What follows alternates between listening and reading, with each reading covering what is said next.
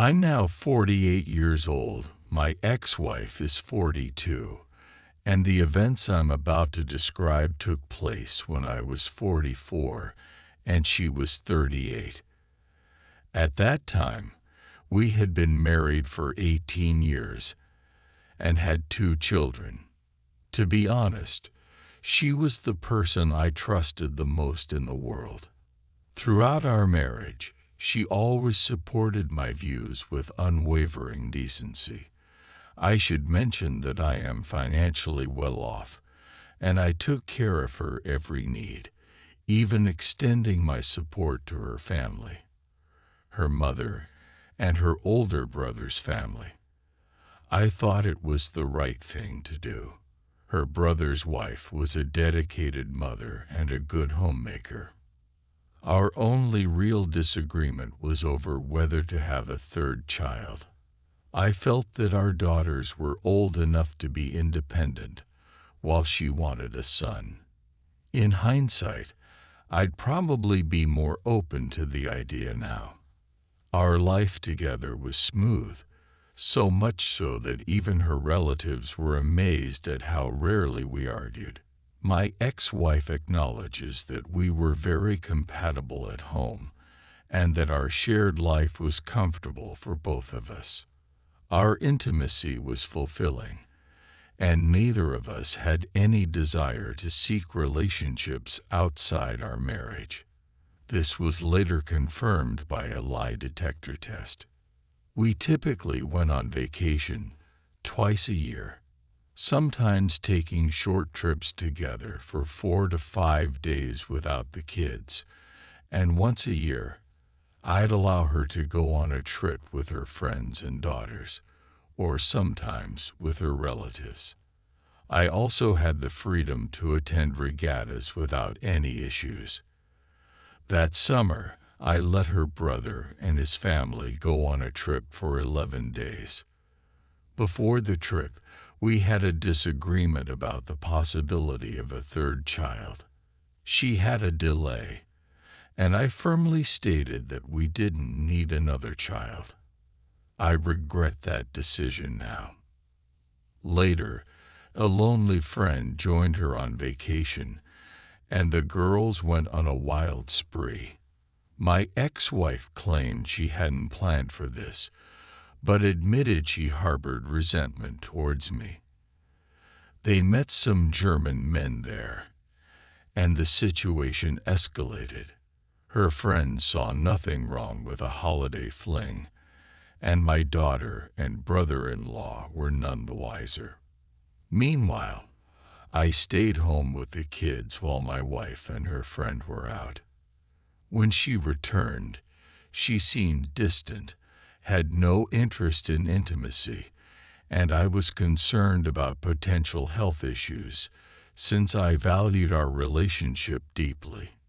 She suggested we need to reformat our relationship, live separately, and start dating again, as if it were a new romantic beginning.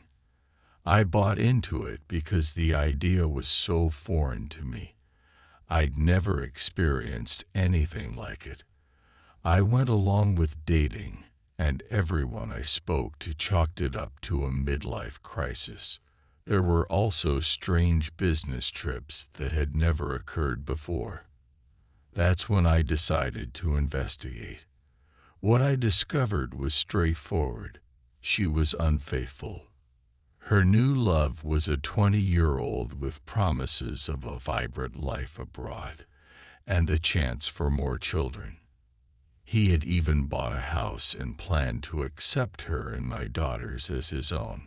She suggested I should take a year to get over it, find someone new, and prepare for a divorce. What struck me was that she wasn't even honest about this new man. He wasn't German, as she had claimed. Ultimately, her love affair didn't live up to its promises, and the man turned out to be less than he appeared. As a result, both her family and mine took my side. She expressed remorse, and a lie detector confirmed the truth of her actions. Interestingly, even her affection for me was validated, though it was a fleeting part of our 18-year marriage. Despite our efforts to salvage the relationship over 2 years, we couldn't find happiness.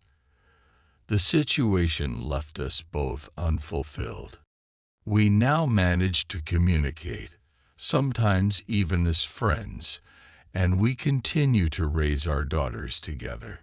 However, my family and her family still hold a grudge against her. Loneliness has been a harsh reality for me. It's important to be attentive to your loved ones, even when their desires seem irrational or unnecessary. It seems there might be a midlife crisis affecting women at around 40. The unraveling of our lives was like watching a slow-motion train wreck. In the months following the revelation, my world seemed to collapse around me. I found solace in the predictable routines of my daily life, but the underlying sorrow was ever present.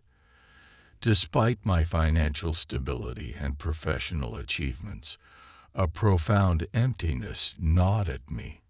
It was as if a part of my identity had been irrevocably shattered. My daughters were remarkably resilient through it all, though the weight of our situation was not lost on them. I focused on providing them with stability, ensuring they knew they were loved and cared for.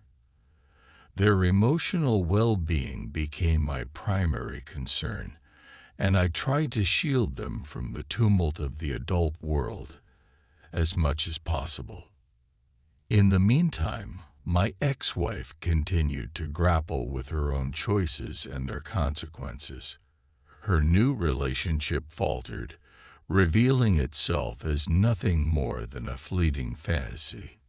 It was a painful lesson in disillusionment, one that she would have to face in her own time. The man she had hoped would offer her a new beginning had turned out to be far from the idealized figure she had envisioned. Our interactions with my ex-wife have evolved into a form of respectful coexistence. The bitterness has faded, replaced by a mutual understanding of the past and a shared commitment to our daughter's future. Though our marriage ended in disappointment, the lessons learned have shaped who I am today. It's a reminder that even in the midst of turmoil, there's a chance for growth and renewal.